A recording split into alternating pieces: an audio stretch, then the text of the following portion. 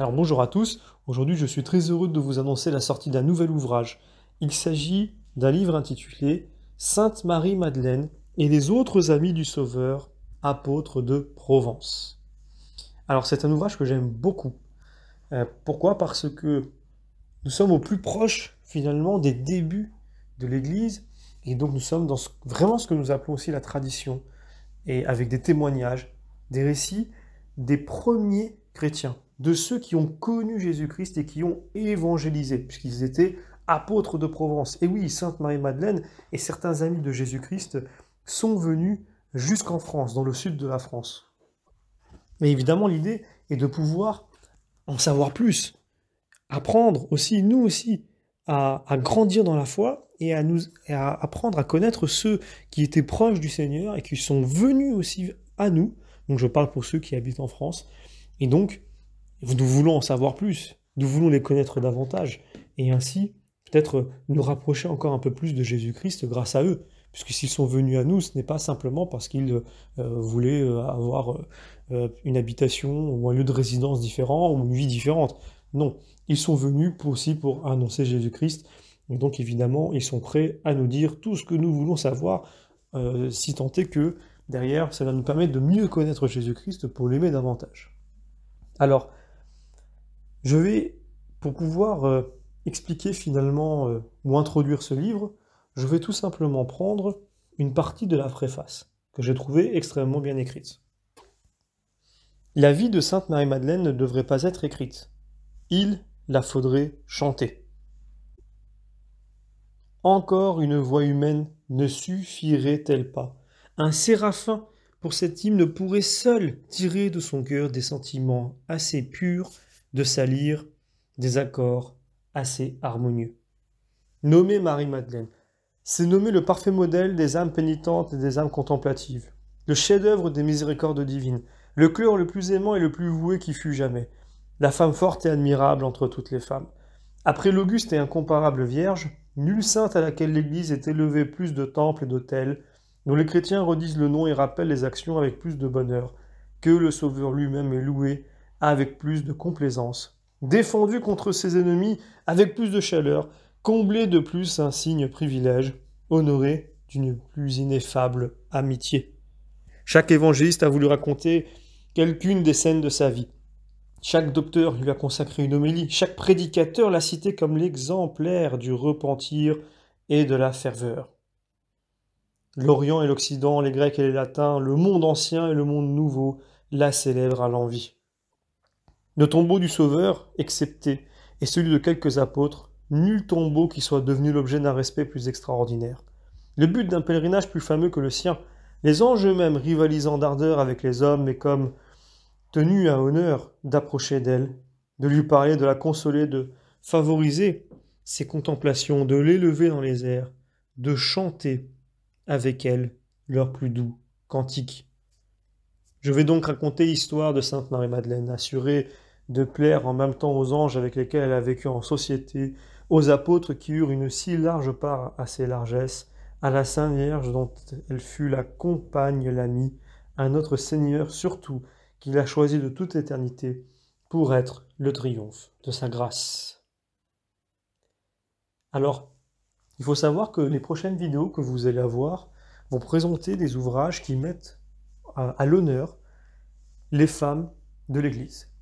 Alors pourquoi j'ai choisi de faire ça? Parce que dans des temps troubles que nous traversons, la figure de la femme est remise en question.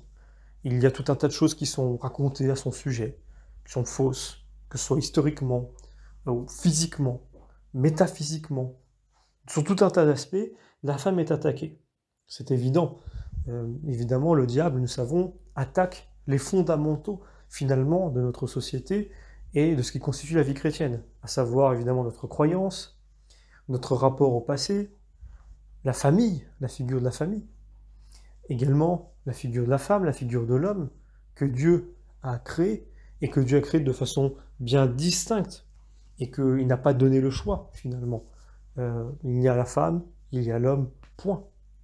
Et donc, cette figure de la femme, aujourd'hui, dans laquelle on se pose la question de son rapport à l'homme, à la société, de son importance, de quelle place lui donner, etc., eh bien, il y a une religion dans l'histoire qui a mis la femme à un niveau particulier et qui a bouleversé évidemment les croyances qu'il y a eu de tout temps. Alors ça ne veut pas dire qu'il n'y a pas eu des religions où la femme était sacrée ou autre, mais elle n'était pas pour les bonnes raisons. Là, ici, nous sommes dans une autre situation, où la femme exerce vraiment sa mission de femme, avec un F majuscule tel que Dieu lui-même l'a conçu pour cette raison. Souvent dans les évangiles, on se pose la question, mais quand Jésus parle de Marie, il dit la femme. Et certains ont vu dans cette expression le fait de rabaisser finalement à ce qu'elle était ou à un niveau social, ou de dire non mais finalement ma mère, tous ceux qui croient en moi peuvent être mes frères ou ma mère ou autre. Effectivement Jésus le dit. Mais par contre, quand il dit femme, en parlant de la Vierge Marie, c'est parce que la Vierge Marie constitue finalement exactement la définition de la femme selon le projet de Dieu. Donc la femme aujourd'hui, chrétienne, elle n'a pas à rechercher finalement une identité nouvelle ou une nouvelle façon d'être ou quoi. Puisque déjà dans l'Église, depuis 2000 ans et à plusieurs moments de l'histoire de l'Église, elle a pu justement être à l'image de ce que Dieu attend, justement de la figure féminine qui est hautement élevée dans la foi chrétienne, puisque après Dieu, la personne la plus importante de la foi chrétienne est une femme, tout simplement. Donc j'ai choisi dans les prochains ouvrages de remettre un peu d'ordre sur ce sujet en montrant la place de la femme dans la foi chrétienne. Donc vous allez avoir cet ouvrage-là, que je suis en train de présenter aujourd'hui, qui met en avant Sainte Marie-Madeleine. Vous allez avoir des ouvrages aussi qui vont mettre en avant d'autres personnages de l'Église à différents moments, et vous allez avoir aussi 2 ouvrages qui sont écrits aussi par une femme, en l'occurrence la comtesse de Ségur. Et donc des ouvrages qui me tiennent à cœur et qui sont d'une dignité et d'une utilité extrêmement haute à mes yeux d'un point de vue spirituel, mais pas seulement à mes yeux. Donc, nous sommes là dans une série d'ouvrages que je vais mettre à votre disposition, qui justement mettent la femme dans une perspective chrétienne, et nous allons voir qu'elle ne manque pas de dignité, elle ne manque pas d'honneur, elle ne manque pas de place, finalement.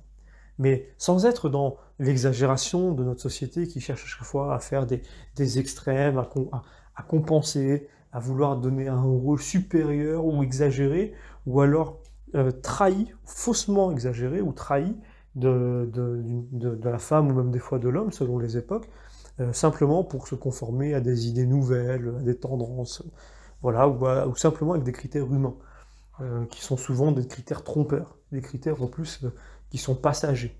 Non, Jésus-Christ a rétabli vraiment la place et l'image de la femme, et donc dans cet ouvrage-là, on voit vraiment la place et l'importance de Sainte Marie-Madeleine, qui est une haute figure de l'Église catholique, ou de tout cas de tous les chrétiens qui ont choisi de s'intégrer à cette tradition de l'Église, en tout cas de l'histoire, puisque finalement Dieu ça incarne aussi dans notre histoire, et il a choisi de donner une haute importance à Sainte Marie-Madeleine, et effectivement, elle n'est pas la seule. Et c'est pour cela que vous allez avoir certaines publications extrêmement intéressantes sur la figure de la femme. Je vous remercie de nouveau pour vos encouragements et pour vos messages, pour tout ce que vous nous envoyez, et je vous donne rendez-vous donc pour la prochaine parution.